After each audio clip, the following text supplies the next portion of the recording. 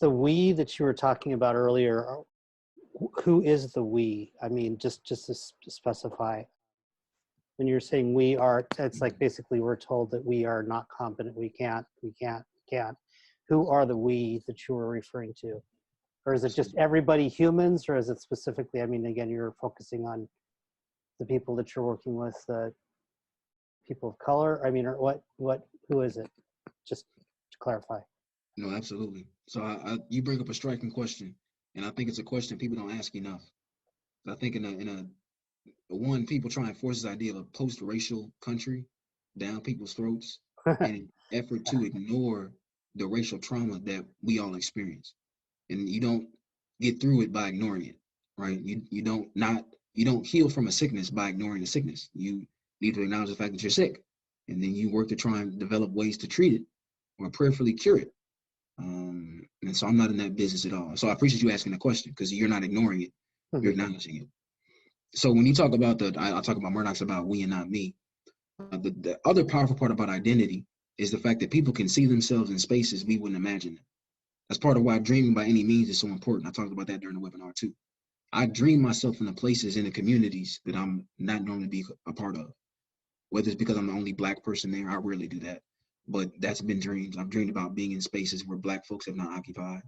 More often than not now for me, I dream myself in the places, in the communities, in these spaces of we for different people, because of my socioeconomic status or because of my age, where I'm walking into places where people need more experience or more capital. I see myself there. I become a part of that we. I dream myself in there. And so I say that first to say that the we I speak of is a we that I think genuinely anybody can see themselves inside of. And I think that's the nature of community. However, when you talk about my target audience and my target demographic, like when you talk about young Black people in this moment, in the midst of this move to make Black Lives Matter, that is the we I will always curate my intentions for. At least in this stage of my life, in this stage of the business model, in this stage of who I'm here to impact right now. Oh yeah, I'm talking to young Black folks who, because we also have to understand who the world is targeting. We have to understand who's the most marginalized, right? Malcolm X talks about, who's another, role model of mine. I'm a genuine intellectual who inspires so much work. But he talked about the most disrespected woman in the world is a Black woman. The most neglected person in the world is a Black woman. And the least protected woman the least protected person in the world is a Black woman. And how am I here talking about empowering communities to leverage their influence to fuel efforts for Black liberation?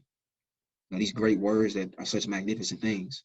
Talking about leveraging the power of your story, even when it gets gory, leads to profit surely. How am I supposed to do that if I'm not serving the least of these?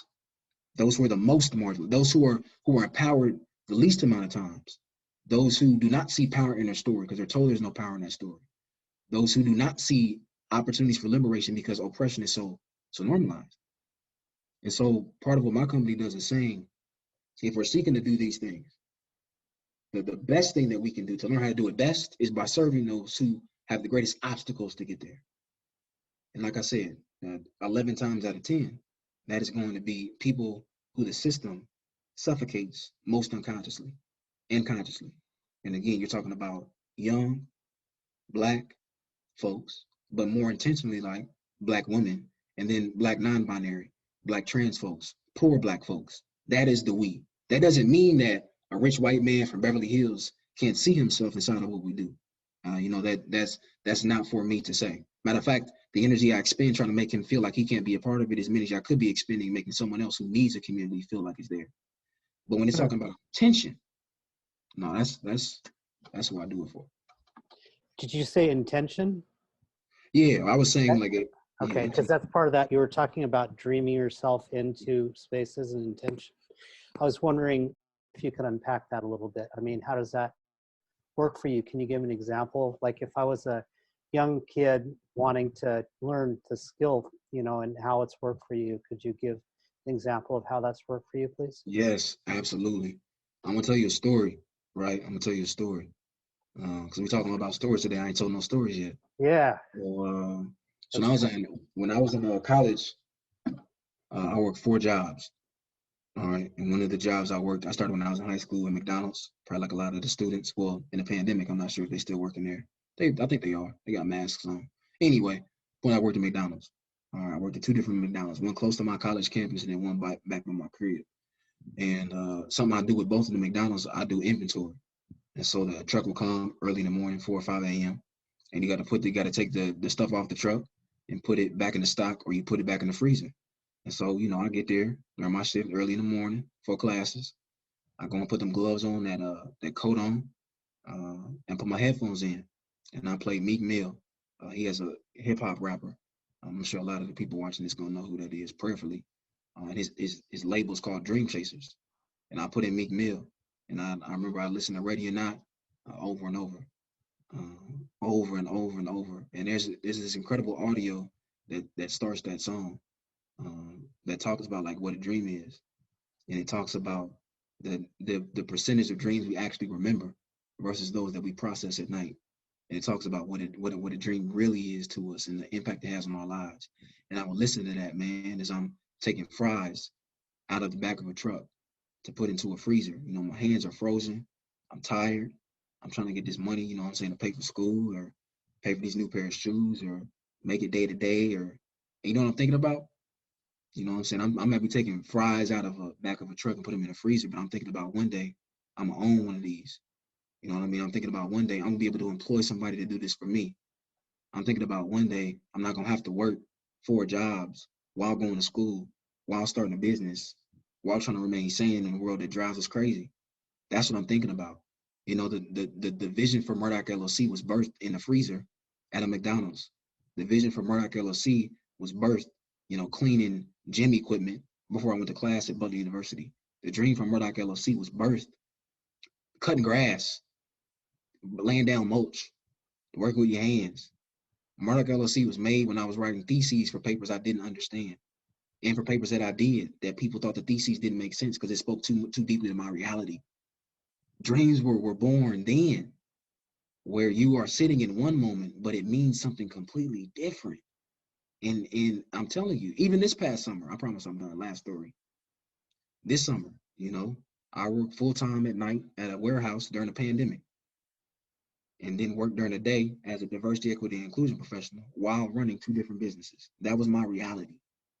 And every night I went into Amazon. I clocked in, and I'm picking stuff up off of ramps, putting them in boxes. That's it. 11 hours. That's what I'm doing. This motion right here. When I tell you 3 to 4 of those hours, I may have been doing this. My mind was in a whole different place.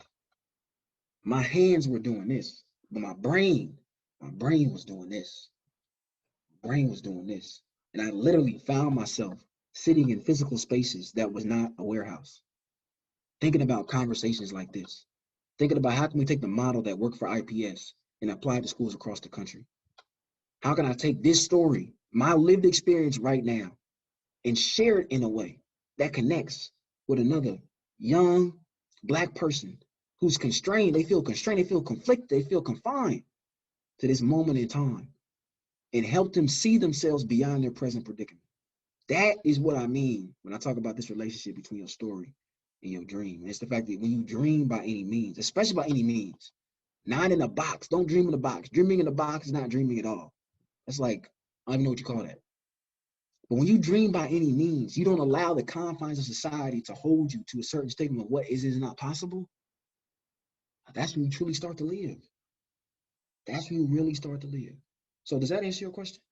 Yeah, you mentioned one, I mean, like the music you're listening to, and I've not heard of it, I'll listen to it, but other things that you would turn the kids on to, focusing on manifesting what they want and, just building dreams, you dream yourself into places. I mean, what are some things that you like to recommend to your kids at IPS or wherever, I mean, I know you do a lot of this, not only in IPS, but you're out there with the businesses and coaching people and all that.